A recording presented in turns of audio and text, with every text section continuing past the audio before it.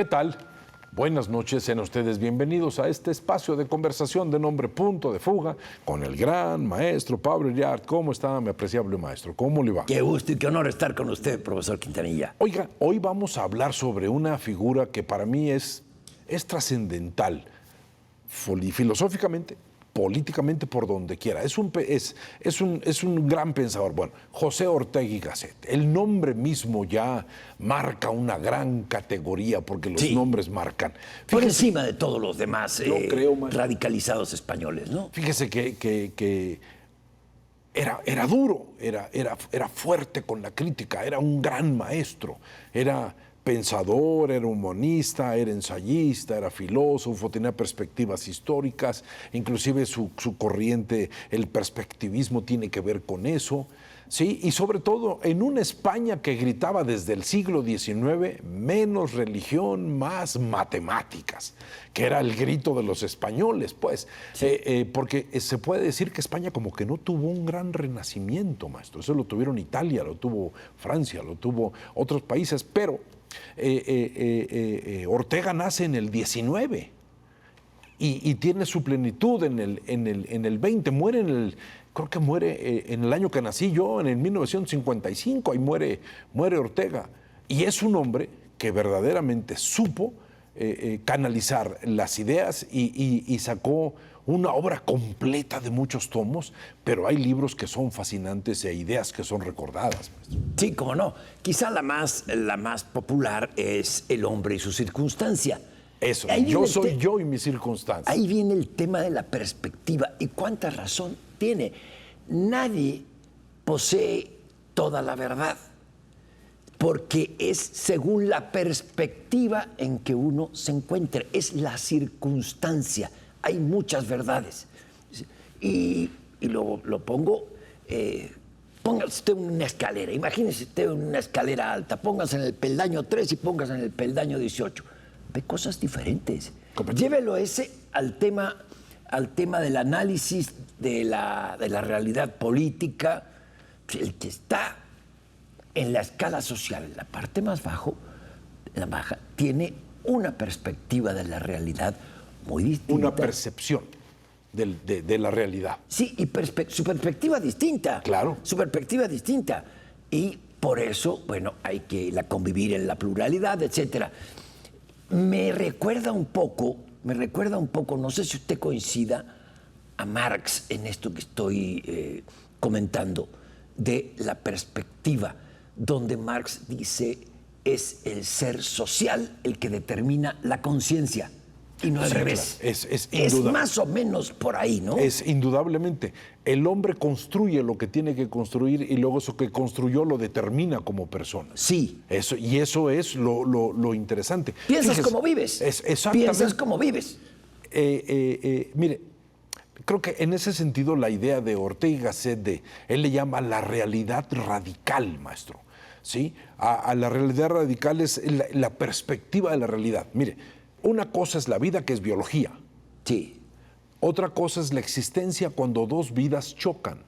El hombre empieza a existir cuando su vida se enfrenta a otra vida. Ahí empieza la existencia. Y esa pues es una mala broma, maestro. Uno tiene que saberla capotear. Pero para que la existencia Hay muchas malas bromas en esta época. Siga, profesor. Pero para que la existencia sea soportable, para que la existencia pueda ser de alguna manera trascendente, el ser humano construye una realidad para escapar de la maldad lo terrible de la existencia. Este escapar de la realidad es lo que provoca que haya tantas realidades como seres humanos existen. Claro.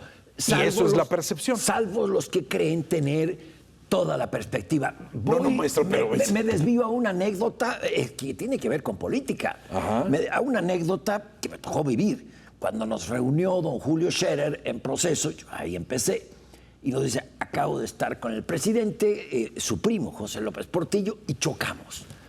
Y ahí empezó el boicot a Proceso y todo lo que conocemos. Y le pone don Julio al presidente López Portillo una caja de cerillos. Mira, primo, yo veo esta parte, tú nada más ves esta parte, yo nada más esta. Y él dice, no, primo, el presidente lo ve todo, desde arriba. Ese es el punto, esa es la perspectiva. Indudablemente, maestro. Eso es la realidad radical. Eso es lo que llamaba, de alguna manera, Ortega y Gasset, el pensamiento metafísico del hombre está en la estructuración de su propia realidad. ¿Sí? Y de ahí salen dos cosas. Sale un libro grandioso de ese planteamiento de soy yo y mis circunstancias. Sí. Sale un libro que se llama Ideas y Creencias, maestro. Sí. Y entonces dice Ortega y Gasset, hay ideas con las que nos encontramos y hay ideas en las que nos encontramos, ¿sí? Que es completamente diferente.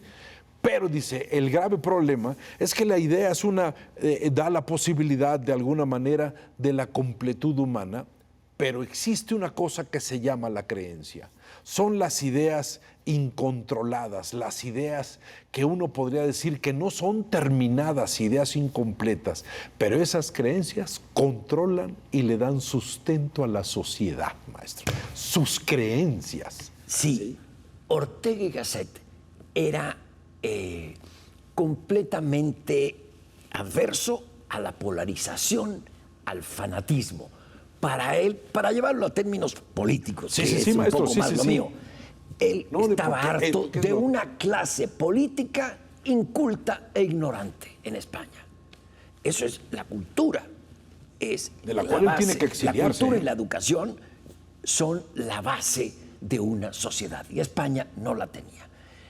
Menos la clase política. Y él, que tenía ciertas simpatías republicanas en la Guerra Civil, dice, yo no puedo respirar este aire de fanatismo e intolerancia de ambas partes. De ambas, es que me voy. Republicano, pero en poco tiempo. Él se fue a Francia, Argentina. Estuvo en Francia, en Argentina, pero de esas ideas que usted dice, maestro, creo que toda la cantidad de ensayos que conforman la rebelión de las masas, eso se vuelve, hace que la gente tenga que leer ese libro, La rebelión de las masas. Sí. Y dice, las masas tienen una característica, adoran a líderes inútiles y torpes. Sí. En las masas no hay individuos, solamente hay un gran coro. ¿Qué le parece, maestro? Extraordinario. La masificación de la sociedad nos lleva a la mentalidad del rebaño.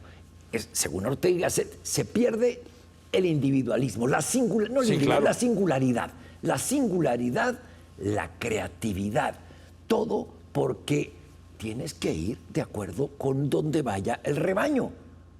Ese es lo que dice Ortega, la confusión entre ser social y ser incluido.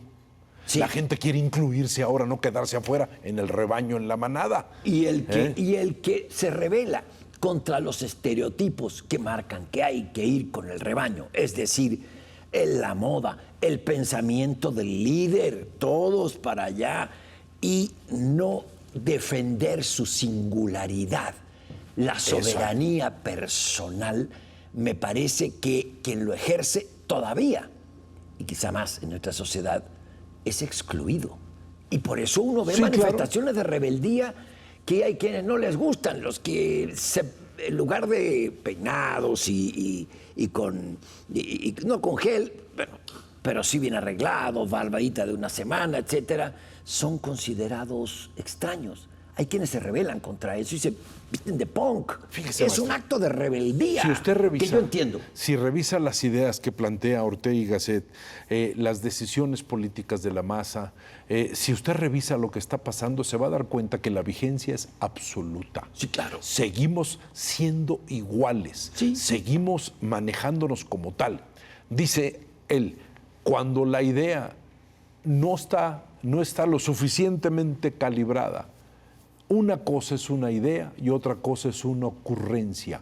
A la masa le fascinan las ocurrencias. La ocurrencia es en el ocurre que te sirve para salir de un problema en específico, pero la idea es la construcción de un mundo. Y de ahí viene quizá este tema tan profundo que trata para analizar su país, su patria, España. Ortega y Gasset dice, en la España invertebrada, nos falta un proyecto común.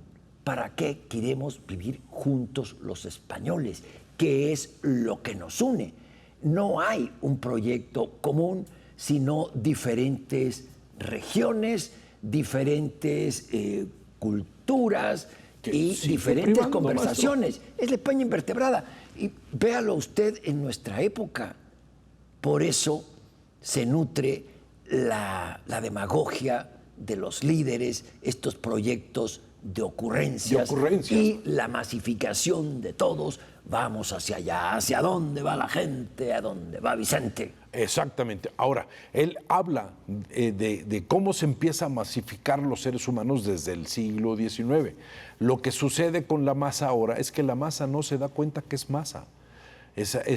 Piensan que están fortaleciendo su individualidad, pero no están siendo más que una individualidad masificada, maestro. Claro. Y hay un punto dentro de los ensayos de la rebelión de las masas, algo que yo creo que es maravilloso, decía, el ser humano, la masa, está perdiendo el gusto por el buen gusto, están perdiendo el gusto por el estudio.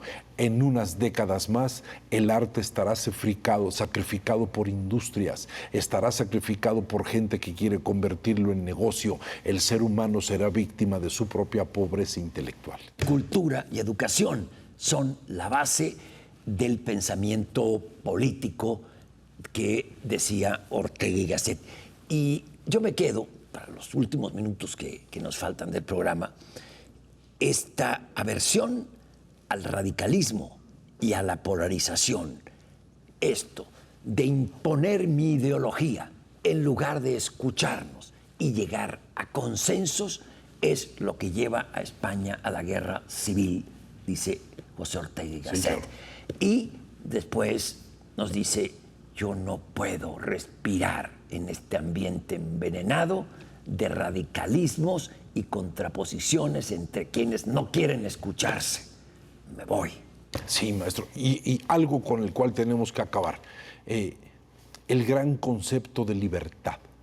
Que Ortega y Gasset avienta el concepto del liberal. O sea, de ahí abrevan una gran cantidad de pensadores. Sus alumnos, maestro, José Gauss en México, María Zambrano, son personajes que afectan y que son sustanciales para nosotros, maestro. Sí, él regresó a España en 45. Cuando termina la Segunda Guerra Mundial, él regresa a España, pero ya no tuvo la influencia. Ya no es el mismo, de años ¿verdad? previos, ¿no? Yo no sé qué pasó. Cambió España, es el hombre y su circunstancia, es la sociedad y su circunstancia, pero ya no fue ese hombre fuerte de la cultura y del pensamiento maestro español. Gran tema, sigue siendo un tema políticamente vigente, hay libros que hay que seguir leyendo y ese personaje nunca va a dejar de ser nombrado. Se le agradece, maestro. Usted. Y solamente quisiera decir, el libro La rebelión de las masas nos enseña una sola cosa: hay que ir contra el pensamiento único, hay que tener libertad. ¿Dónde se ve la libertad? Donde uno pueda tomar una decisión. Eso es todo. Maestro, mil gracias y que tenga usted mucha alegría en este amargo vivir. Qué maravilloso cierre, profesor. No. De veras, extraordinario. Le agradezco, maestro. Y nos veremos el próximo sábado aquí en este espacio de conversación de nombre Punto de Fuga.